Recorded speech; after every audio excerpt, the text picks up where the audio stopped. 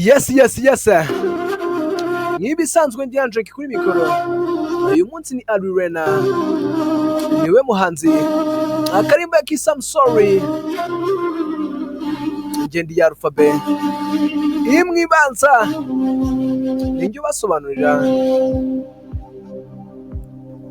It was cold like a winter day. Ati hari akonje nk'umunsi wo mwitumba. November rain. Ati yamvura yose mu kwa 11. Everything felt numb. Ati ibintu byose byarangiritse. What have we become? Ati byari byose twe twaratangije. I never saw the sign. Sinigeze mbona ibimenyetso. How could I be so blind? Ni gute n'abana nabaye impumyi? Did I close my eyes? Ati umunsi mfunga amaso yanjye. Your heart was full of lies. Kubera ko umutima wawe wari wuzuyemo ibinyoma.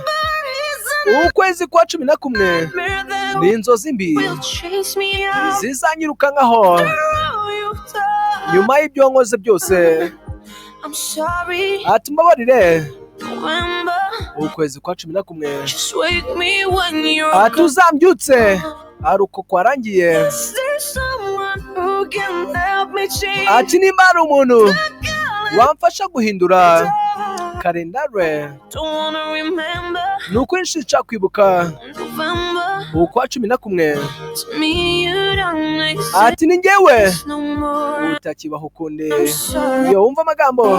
Ati nukuri mbabarira reka nyiture ino ndirimbo umuntu wari wese waba ufite ukwezi mu buzima bw'atajyibagirwa bitewe n'ibintu by'ibi byamubayeho.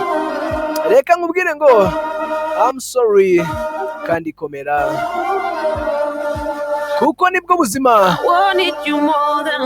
Ntabwo ushatse kurusha ubuzima.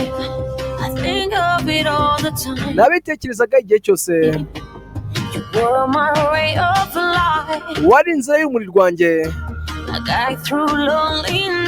rukanyobora mu majoro y'imyijima. Waravuze ngo wari uri mu rukundo gusa ndakeka ntarimagije. Ati wansize mu mwijima none ubu ngubu urumuri ruri kwigendera. Ukwezi kwa 11 ni inzozi mbi zizanyirukaho nyuma y'ibyo wakoze byose. Ati mbabarira ukwa 11 ati uzambyutse ari uko warangiye. Ati nimba ari umuntu ushobora kumfasha kuba nahindura kalendare ntabwo nshaka kwibuka ukwezi kwa 11 kuko ntabwo ikibaho ukundi. Ati kubera ko uyu musozi ni miremire cyane kandi mu by'ukuri simfite ubushobozi bwo kwiwurira. Ati I'm sorry. Ati mbabarire ukwezi kwa 11. Ati I'm sorry. Ati mbabarire. Ati nafite oxygene sinshobora guhumeka. Abazi shimi urabizi ko duhumeka oxygene. Ati nimo ndabura ubutaka munsi yanjye. Ati umutima wanjye ntushobora kubyakira cyangwa se ngo ubibeshye. Ati ndabisobanuye kubw'ubushake kubera yuko ntabwo nakomeza kubyihanganira. Ati I'm sorry. Ati mbabarire. Ati nukuri I'm sorry. Ati wihangane. Ati wihangane. Ngendi ANDREInc kuri mikoro.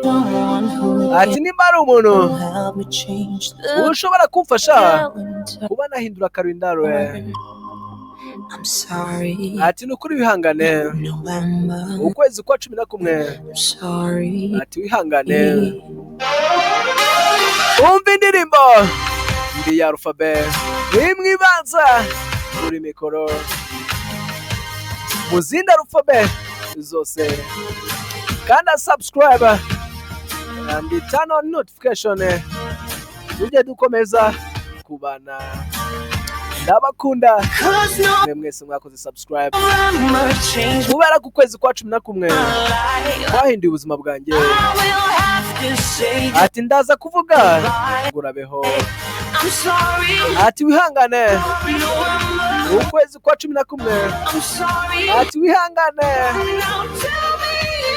ati mbwira ko hari umuntu ushobora kumfasha kuba nahindura karindare nukuri sinshaka kwibuka ukwezi kwa 11 ati kuko ntabwo kukibaho kubera ko kwa 11 kwahinduye ubuzima bwanjye ati ubu ndaza kuvuga ngo urabeho ati wihangane ukwa 11 November ni ukwezi kwa 11 mu Kinyarwanda